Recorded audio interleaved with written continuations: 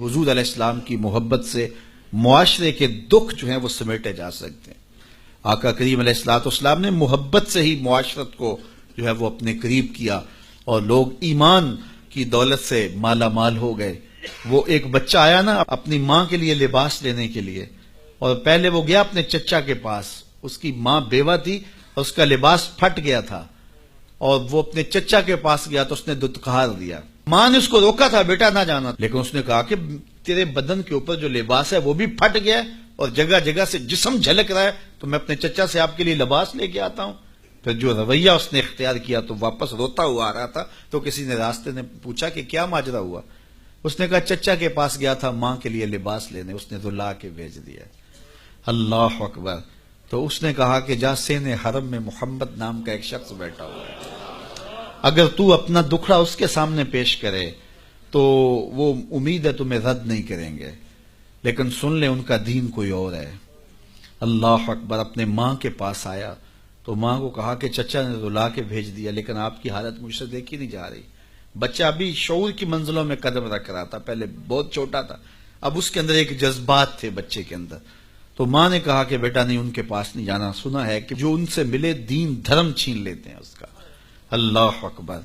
تو حضور علیہ السلام کے پاس جانے سے ماں روکنے لگی، لیکن بچے نے کہا کہ امی میں پکا رہوں گا، بتوں کا وفادار رہوں گا، تم اس ٹینشن کو، اس پریشانی کو چھوڑ دو۔ اور حضور کی خدمت میں حاضر ہوا۔ حضور صحن حرم میں چادر اوڑے بیٹھے ہوئے تھے، اور جا کے کہنے لگا میں پہلے بات آپ سے کر لیتا ہوں، آپ کا دین میں نے قبول نہیں کرنا۔ حضور مسکرا کے بولے بیٹا بتاؤ کس لیے آئے ہو؟ کہا میری ماں بے لباس ہے، میں آپ سے لباس لینے آیا۔ حضور نے چادر رحمت اتار کے اس کے کندھوں پہ ڈالی۔ اللہ اکبر۔ وہ واپس آ گیا اور ماں پر حضور کی چادر اڑائی۔ اللہ اکبر۔ اور ماں نے کہا کہ بیٹے اس نے اپنا دین تو نہیں تجھے دیا؟ کہا نہ، میں نے پہلے کہہ دیا تھا تیرے دین نہیں مانوں گا۔ ماں کہنے لگی پتر اس کا دین ماننا چاہیے، یہ جس نے رحمت کی چادر ہمارے سر پہ تان دی۔ اللہ اکبر۔ تیری تک کے ادامہ میں مرید ہو گئے۔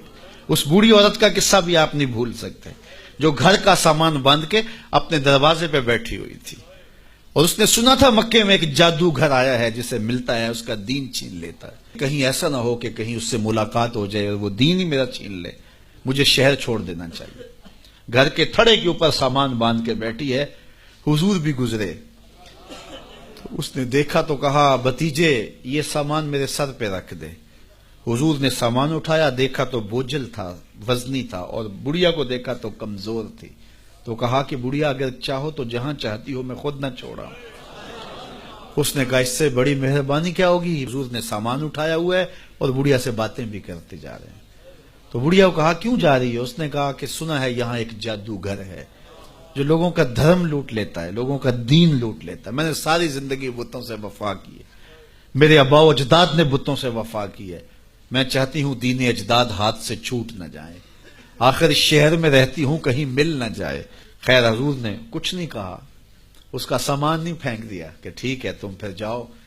سامان اس کا اٹھایا اور جہاں تک اس نے جانا تھا سامان پہنچایا، سامان سپرد کر کے واپس پلٹنے لگے تو اس نے کہا بچے اپنا نام تو بتا دے، لوگ کہیں گے کہ مکہ چھوڑ آئی ہو تو بتاؤں گی ایک جادوگر کے دکھ سے چھوڑ آئی ہوں، تو وہ کتنا برا بھلا کہیں گے شہر مکہ کو کہ جس مکہ سے لوگ نقل مکانی کرنے پہ مجبور ہو گئے، تو میں انہیں یہ بھی بتاؤں گی کہ جس مکے میں جادوگر رہتا ہے اتنا اچھا نوجوان بھی رہتا ہے، تو تیرا نام لیا کروں گی، تیرے قصیدے پڑھا کروں گے۔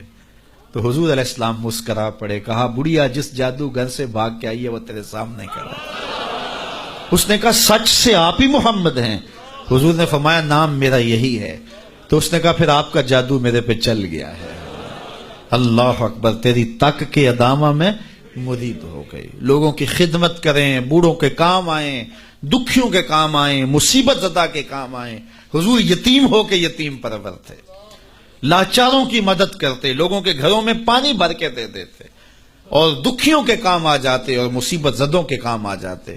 تو حضور سے پیار کرنے والوں، امت میں آپس میں حسد نہ پھیلاؤ، بغض نہ کرو، نفرتوں کے پہاڑ کھڑے نہ کرو، ایک دوسرے سے پیار کرو، جڑو، امت وحدہ بنے، اور اپنے ماحول کو، اپنی معاشرت کو ایک خوبصورت معاشرت کا رنگ دو، اور اپنی زندگی کو حضور کے نام کر دو۔